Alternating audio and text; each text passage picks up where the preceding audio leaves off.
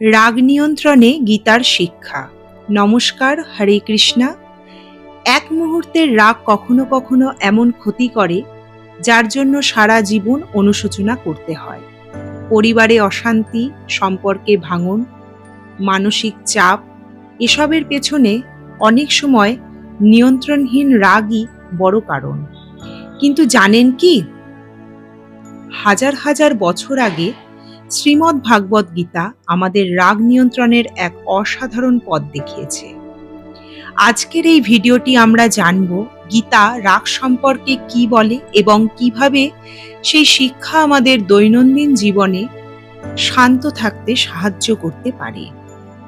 গীতার ২য় অধ্যায় ৬২ ও ৬৩ নম্বর শ্লোকে ভগবান শ্রীকৃষ্ণ বলেন, বিষয়ের প্রতি আসক্তি থেকে কামনা জন্মায়, কামনা পূরণে বাধা পেলে জন্ম নেয় ক্রোধ, ক্রোধ থেকে মোহ, মোহ থেকে স্মৃতিভ্রংশ, স্মৃতিভ্রংশ থেকে বুদ্ধিনাশ, আর বুদ্ধিনাশ হলে মানুষের পতন অনিবার্য।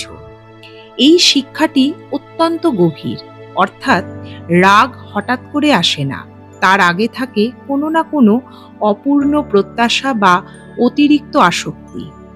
যখন সবকিছু আমাদের ইচ্ছামতো হয় না, তখন মন অশান্ত হয়ে ওঠে, আর সেই অশান্তি রাগে পরিণত হয়।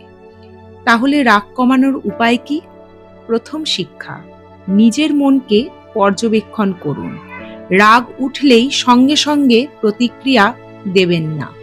কয়েক মুহূর্ত থামুন, গভীর শ্বাস নিন, নিজেকে প্রশ্ন করুন, আমি কি এখন রাগের বশে সিদ্ধান্ত নিচ্ছি?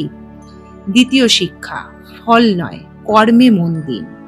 গীতায় শ্রীকৃষ্ণ বলেছেন, আমাদের অধিকার শুধু কর্মে, ফলের ওপর নয়। যখন আমরা ফল নিয়ে অতিরিক্ত চিন্তা করি, তখন হতাশা ও রাগ বেড়ে যায়। কিন্তু নিষ্ঠার সঙ্গে নিজের কর্তব্য পালন করলে মন অনেক শান্ত থাকে। তৃতীয় শিক্ষা, ক্ষমা ও সহনশীলতা গড়ে তুলুন। প্রত্যেক মানুষ ভুল করতে পারে। অন্যের ভুলকে ক্ষমা করতে শেখা দুর্বলতা নয়, বরং মানসিক শক্তির পরিচয়। ক্ষমা করলে শুধু অন্য মানুষ নয়, নিজের মনও হালকা হয়। চতুর্থ শিক্ষা, ঈশ্বরের স্মরণ। নিয়মিত গীতা পাঠ, প্রার্থনা বা ঈশ্বরের নাম স্মরণ মনকে স্থির রাখে। মন যতই শান্ত হবে, রাগ ততই সহজে নিয়ন্ত্রণে থাকবে। বন্ধুরা, রাগকে জয় করার অর্থ রাগকে দমন করা নয়, বরং তাকে জ্ঞান ও ধৈর্যের মাধ্যমে নিয়ন্ত্রণ করা। আজ থেকে যখনই রাগ হবে, গীতার এই শিক্ষাটি মনে রাখুন। ক্রোধ থেকে বুদ্ধিনাশ, আর বুদ্ধিনাশ থেকে জীবনের পতন। তাই রাগ নয়, শান্তিকে বেছে নিন।